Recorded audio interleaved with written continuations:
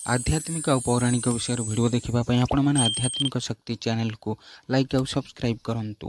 कौन चारि जुगर शेष पर आउ एक नूतन जुगर सृष्टि होता है? सत्य त्रेतया द्वापर एवं कलिजुग पर कौन एक नूतन जुगर सृष्टि होता है? कलिजुग शेष पर एक नूतन जुगर आरंभ हो न थाए। सत्य त्रेतया द्वापर एवं कलिजुगर आरंभ और शेष प्रक्रिया क्रमानुसार होता है। सत्य जुगर शेष पर त्रेतया जुग आसी थाए। त्रेतया जुगर शेष पर द्वापर जुगर आरंभ होता है एवं द्वापर जुगर शेष पर कलिजुगर आगमन होता है। कलिजुगर आयुष शेष होगले संसार को प्रलय जल ध्वंस कर देता है। प्रलय जल समस्त जीवजगत को ध्वंस कर देता है।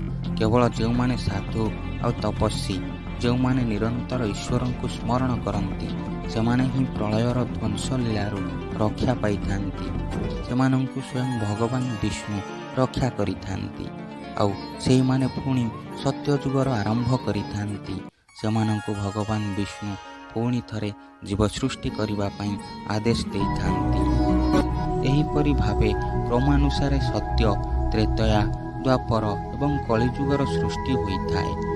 प्रलय जल कलिजुगर शेष होइजिबा परे पुणी थरे सत्य जुग त्रेतया जुग द्वापर जुग एवं कलिजुगर सृष्टि होता है।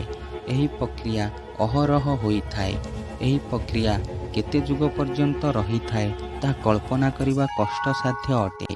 सत्य त्रेतया द्वापर एवं कली रे भगवान जेउ जेउ अवतार मान नहीं थांती कलिजुग शेष पर मध्य पुणी सत्य जुगर आगमन रे भगवान विष्णु पुणी थरे जुग अनुसार से अवतार मान धारण करि थांती।